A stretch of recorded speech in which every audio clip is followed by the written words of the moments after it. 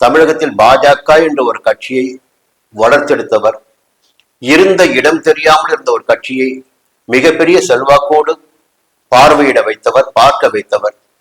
அப்போ அதுதான் ஒரு கேள்வி என்ன வச்சிருக்கேன்னா, இவருடைய அரசியல் என்பது பாஜகவை சார்ந்து போக போகிறதா, இல்லை தனித்துவமாக மாறப் போகிறதா? ஆனா நிச்சயமாக அரசியல் என்பது இவரை விட்டு விலகாது என்பது அழுத்தமான ஒரு விஷயம். உங்களை வணங்குகிறேன், வரவேற்கிறேன்.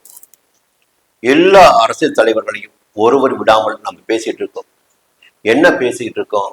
அவருடைய ஜாதகம், நமக்கு கிடைத்திருக்கிற ஜாதகம் அவருடைய எதிர்கால வாழ்க்கையை வளமாக்குமா, அல்லது எதிர்காலத்தில் இதைவிட சங்கடங்களை சந்திக்க வேண்டியதாக இருக்குமா என்பதையெல்லாம் அவருடைய ஜாதகத்தை வச்சு நம்ம பேசிட்டு இருக்கோம். அப்படி பேச வேண்டிய நேரத்தில் ஒரு முக்கியமான பிரமுகர் இருக்கிறார். அவர் பிரமுகர் தான்.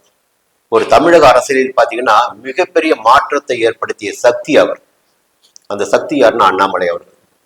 தமிழகத்தில் பாஜக என்ற ஒரு கட்சியை வளர்த்தெடுத்தவர், இருந்த இடம் தெரியாமல் இருந்த ஒரு கட்சியை மிகப்பெரிய செல்வாக்கோடு பார்வையிட வைத்தவர், பார்க்க வைத்தவர்.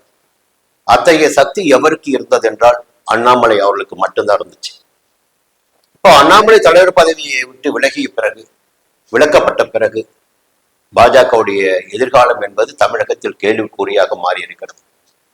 இப்போ ஒன்றுமே இல்லாத காங்கிரஸ் கட்சிக்கு பார்த்தீங்கன்னா தமிழக அமைச்சரவையில் இடம் பிடித்து 2 எம்எல்ஏக்களை மந்திரிகளாக மாற்றம் பெற்றிருக்கிறார்கள். அதே நேரத்தில் வலிமை மிக்க ஒரு 19% வாக்குகளை பெற்ற ஒரு கட்சி இந்த தேர்தலில் 10 தோல்வி சந்தித்தது என்பது வேற. இப்ப அண்ணாமலை தலைமை கிடையாது.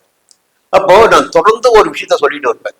என்ன சொன்னா, எந்த ஒரு கட்சி யார் தமிழக ஆளும் கட்சியை எதிர்த்து அரசியல் செய்கிறார்களோ அவர்களால் மட்டும்தான் வெற்றி பெற முடியும். அந்த அரசியலை அதிமுக செய்திருக்க வேண்டும், அதிமுக செய்யவில்லை.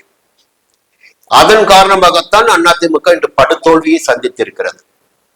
அதே நேரத்தில் திராவிட முன்னேற்ற கழகத்தின் ஆட்சிக்கு எதிராக குரல் கொடுத்து வலிமையான ஒரு சக்தியாக உருவெடுத்தவர் அண்ணாமலை அவர்கள். ஆணித்தரமான கருத்துக்களை வெளியே வைத்து ஊழல்களை அம்பலப்படுத்தி எல்லாவற்றையும் சந்திப்பதற்கு நான் தயாராக இருக்கிறேன் என்று சொல்லி அரசியல் செய்தவர் அண்ணாமலை. அதன் காரணமாக இளைஞர் பட்டாளம் அண்ணாமலையின் பின்னால் திரண்டது. இன்றைக்கும் அண்ணாமலை எந்த முடிவெடுக்க போகிறார் என்று ஒரு அணி காத்து கொண்டிருக்கிறது அவர் பின்னால் செல்வதற்கு. ஏன்னா அந்த தைரியம், வலிமை எல்லாம் அவருக்கு இருக்கிறது என்பது அனைவருக்குமே தெரியும். கடந்த காலத்தில் அவருடைய நடவடிக்கைகள் பார்க்கின்ற போது அசுர சக்தியாக இருந்த திராவிட முன்னேற்ற கழகத்தை எதிர்த்து அரசியல் செய்து களங்கண்டு வெற்றி பெற்றவர் அண்ணாமலை. இன்றைக்கு